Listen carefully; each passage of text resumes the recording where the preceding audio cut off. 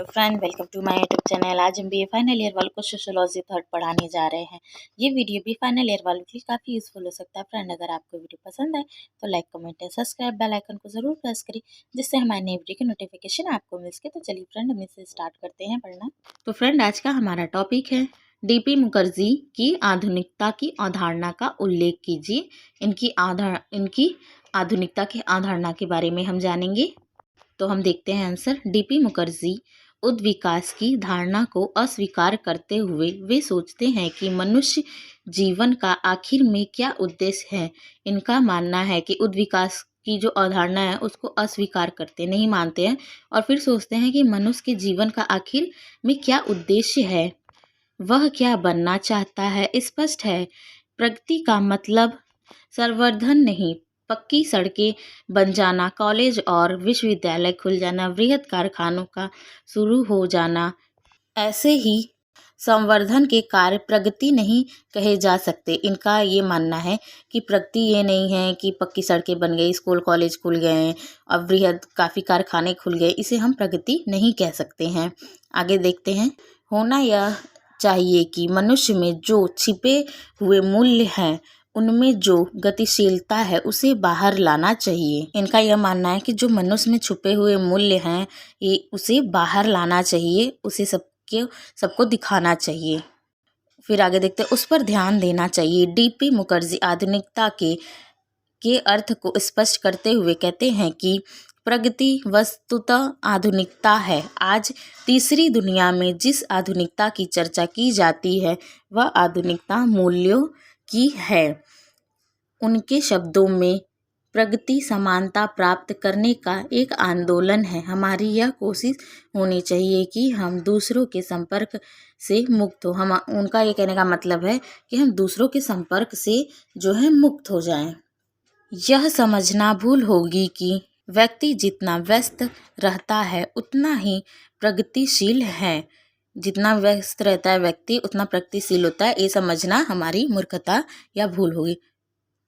आवश्यकता इस बात की है कि मनुष्य को अपने व्यक्तित्व के विकास के लिए अधिक से अधिक समय निकालना चाहिए। उसे अपने व्यक्तित्व के विकास के लिए अधिक से अधिक जो है समय निकालना चाहिए। इसी कारण है कि हिंदू दर्शन व्यक्ति को अधिक से अधिक ध्यान प्रार्थना पर जोर देने की सलाह देते हैं। जो हिंदू में हैं, हिंदू के लोग, वो लोग ज़्यादा से ज़्यादा लोगों को जोर देते हैं व्यक्तियों के कि तुम प्रार्थना या फिर ध्यान में जोर देते हैं। इसी की सलाह वो लोग ज़्यादातर देते हैं।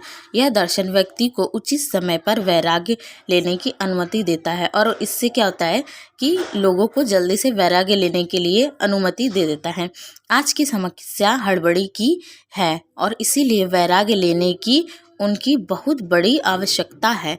आज की जो समस्या हड़बड़ी की है और इसीलिए वैराग्य लेने की अनुमति देता है। तो डीपी मुखर्जी की आधुनिकता की अवधारणा यह है कि मनुष्य को अपना जीवन अपने हिसाब से जीना चाहिए।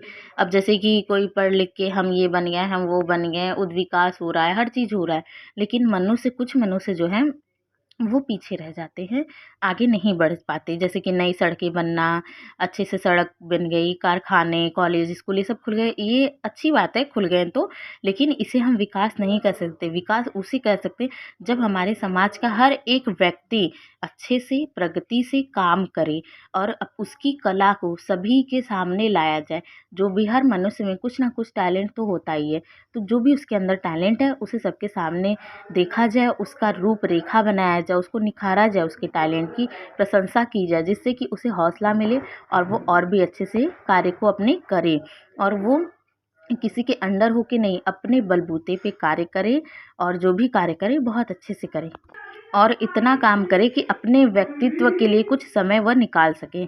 आगे देखते हैं, डीपी मुखर्जी की परिभाषा है ये, तो देखते हैं इन्होंने क्या कहा है। डीपी मुखर्जी ने प्रगति को आधुनिकता के साथ जोड़ा है। इन्होंने प्रगति को आधुनिकता के साथ जोड़ दिया है।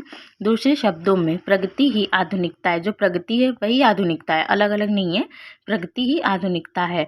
प्रगति में मूल्यों का संतुलन होता है। प्रगति में क्या होता है, जो मूल्य होते हैं उसका संतुलन होना चाहिए, होता है, और यह मूल्यों की बराबरी करना ही आधुनिकीकरण है। मूल्य की जो बराबरी करता है वही आधुनिकीकरण है।